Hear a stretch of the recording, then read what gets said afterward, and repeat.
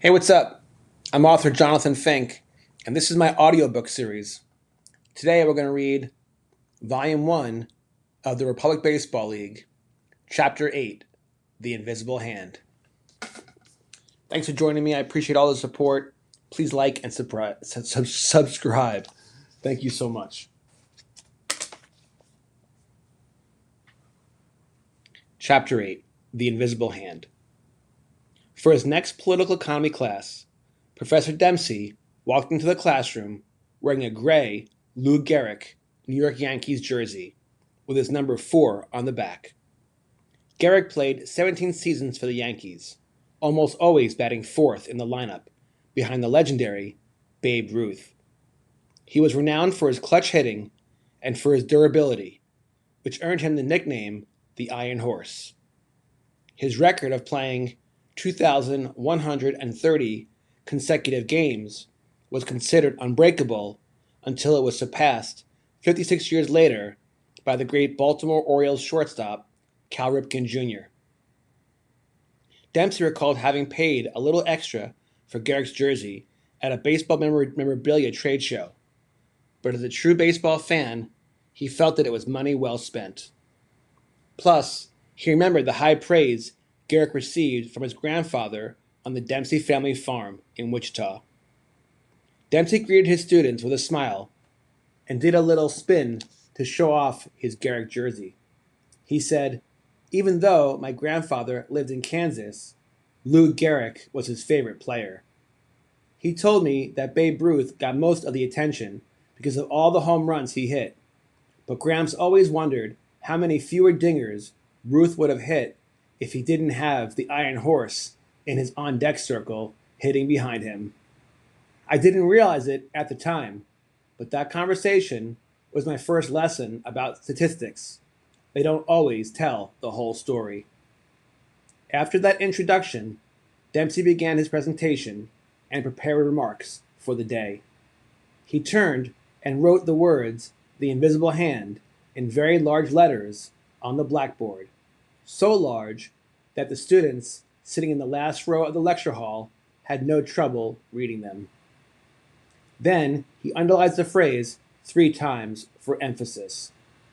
Dempsey turned around, faced his students, and told them that today's class would focus on free market capitalism.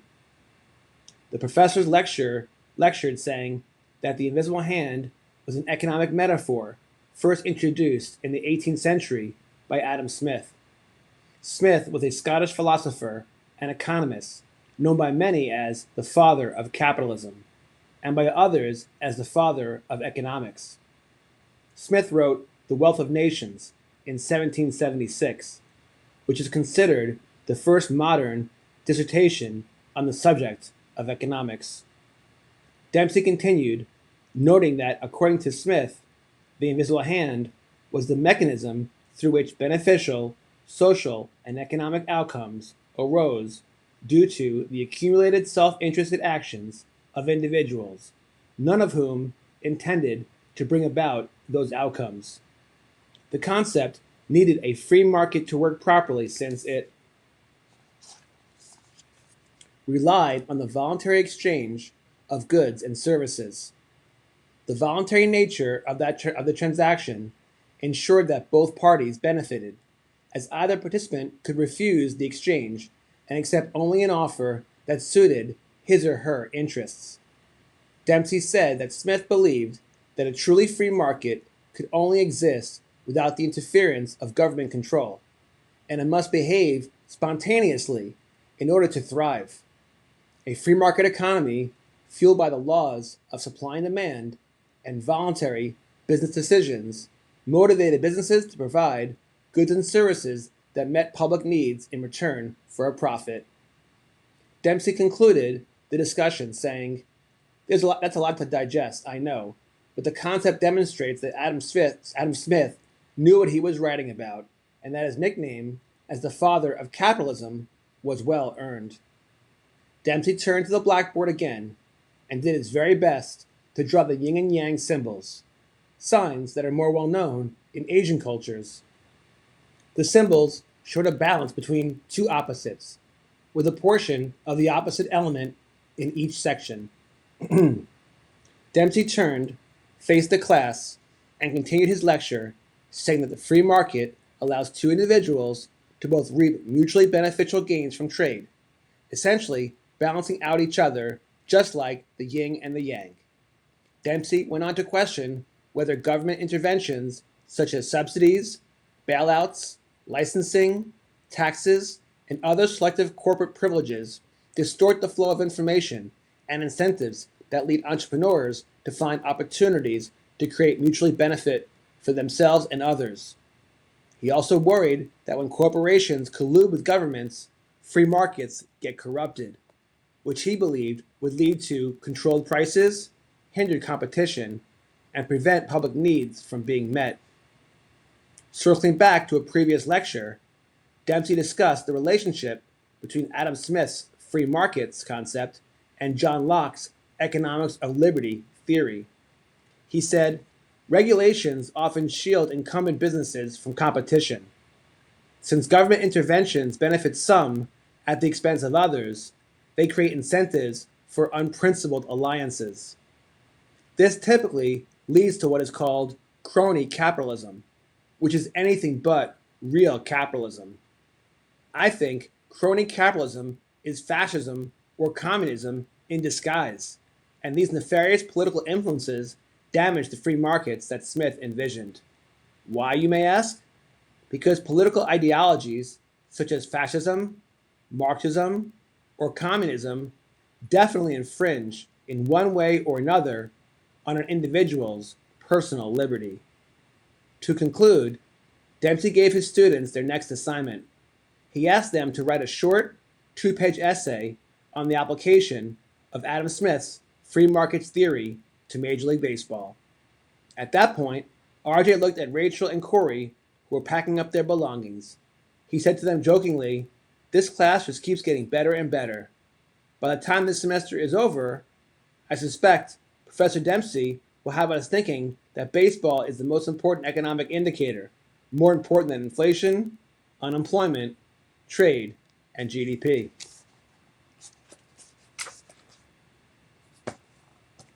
End of Chapter 8. Up next, Chapter 9, The Theory of Creative Destruction. Thank you so much for joining me for this episode. I appreciate each and every one of you. As always, God bless. And please don't forget to give a big like and definitely subscribe. You guys take care. God bless. This month, we have some great sports card stories from across the U.S. and talk to an author from nearby Leawood, Kansas, who has written a book about returning to collecting after 3 decades away. My day job is I'm a financial advisor, so I've been investing for over 20 years. In a way to express my love for the hobby, I decided, what if I write an investment book, Sports Card Collectors Club, and treat the stock market the same way I would treat the card market. And so I thought, well, how would a day trader invest in cards? How would a venture capitalist buy and sell cards? How would a hedge fund do it? As I would go through my trials and tribulations, I realized that for as much fun as I was having investing, there was something missing. And one day I was watching the Royals game on television, and it was a rain delay. And the Card Life television show came on. I was watching that episode, I was watching Matt Strom open cards and rip packs, and I started getting the warm, fuzzy feeling. I said, this is what I want to be doing. I want to get back to really collecting and ripping cards and building sets. And that's where the story of my book has a change. I go from investing back to collecting. I'll also open a variety of boxes from different sports. So he hit the home run off me in like the 7th inning. And then in the 8th inning, JT hit a double, so he's standing on second. And Mason Wynn asked him, he's like, "Hey JT," he's like, "I heard Strom collects cards of guys that take him deep." He's like, "Does that mean he's gonna send me over a couple cards to sign tomorrow?" And after the game, we had won. I mean, winning is the only thing that's important to me. So it's like, I was good after the game, whatever, and JT comes up to me and he's like, "Hey Stromy," he was really genuine. Like he wasn't taking shots. And I'm like, "What are you talking about?" He's like, "Well, when I got to second, Mason asked if you're gonna send a card over for him."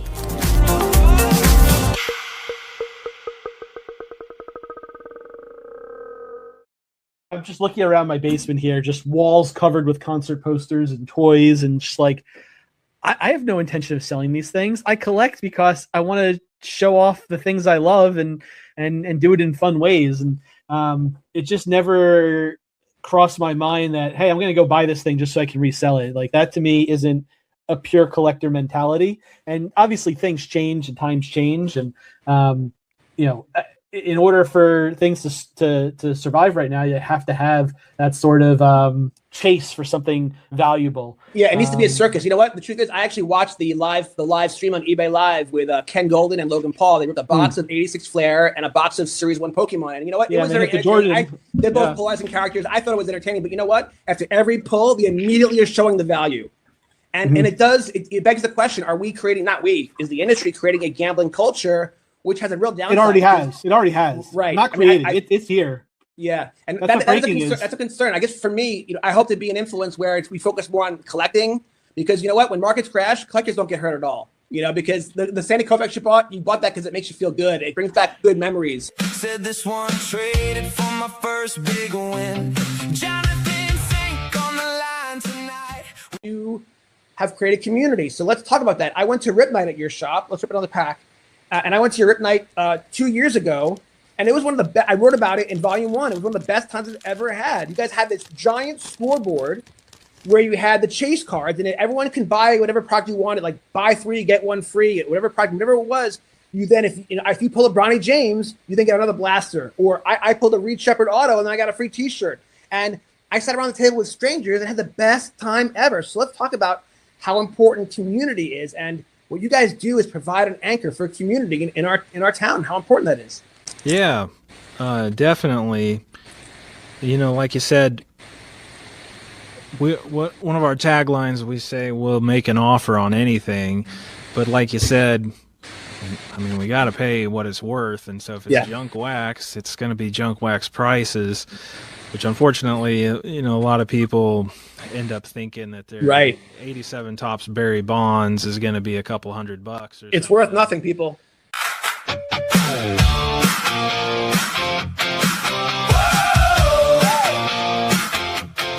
Brand and notoriety. And so when you're pitching these stories to these athletes, like I've reached out to a couple of different athletes about writing a potential article about their collections and having them kind of share their story.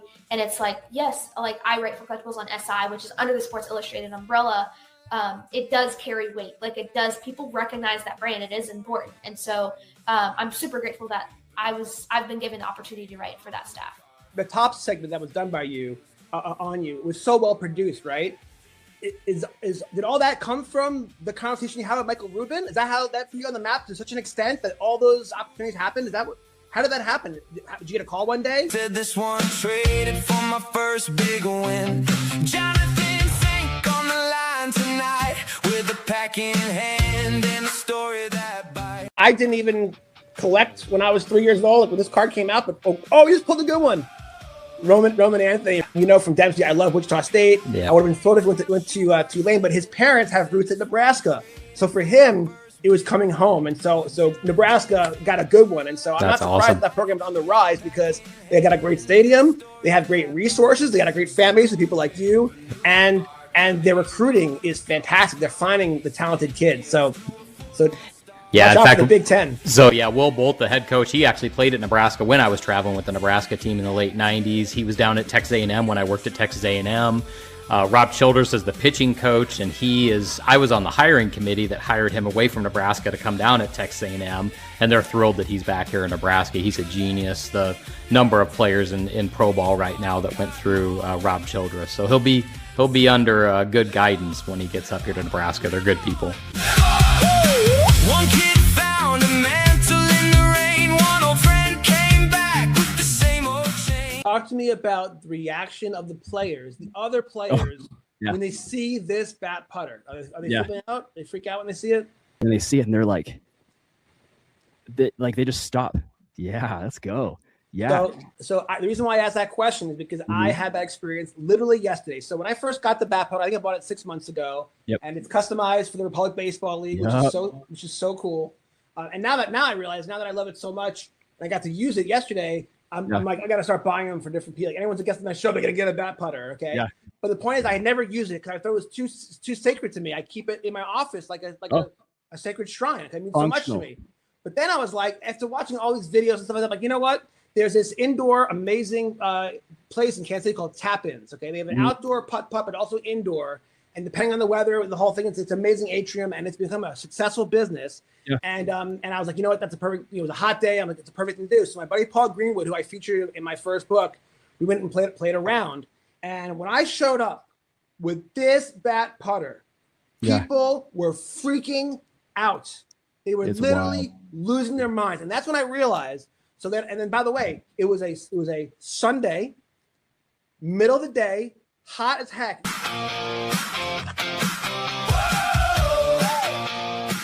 I want to see how it gets made, but you probably do actually. I want to see if there's quality control testers there.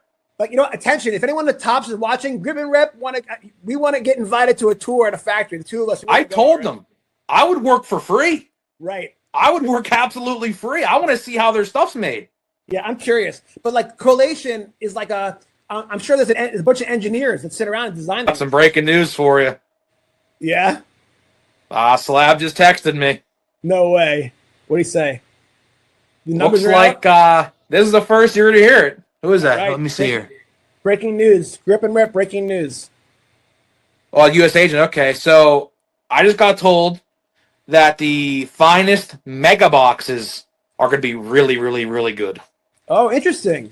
1.6 numbered cards a box. So you're guaranteed one numbered card with a 60% chance to pull a second numbered card. Wow, And interesting. Autos are 1 in 3. Whoa. So do you think that Topps decided to go big because this is their first year with Topps Finest in retail? I'm going to say yes. Yes. Right? Because I do think so. You usually get so upset with the delayed numbers, they're delaying them. Or maybe, by the way, I don't know if it's a conspiracy that the odds are coming out later. I just think that maybe they're just not as efficient as they used to be. You might have watched this game back I'm when, sure I did. Carl, Oh yeah, Derek Coleman. Yeah, he was on my fans team for sure. Pretty crazy to think, in the future you would be able to collect that moment that you watched. Right. And by the way, check that out. It's worth $198 versus the ones that are worth 35 cents because it makes sense. Because the same way that you value your 1964 Willie Mays card, you're going to value your Drazen Petrovic, and you're not going to want to give it up unless it's for a very, very good price because you love that memory. And what's wild is the same way that you get the warm fuzzy feeling with dopamine hit, whatever, when you look at a card on your shelf, it's the same thing. But when you're online at the bank, you don't have your cards with you, Paulie, but you do have your phone, and you can pull up your Drazen Petrovic and pay respect to him and watch a couple of his awesome plays that give you the warm fuzzies because you can. It's wild. And so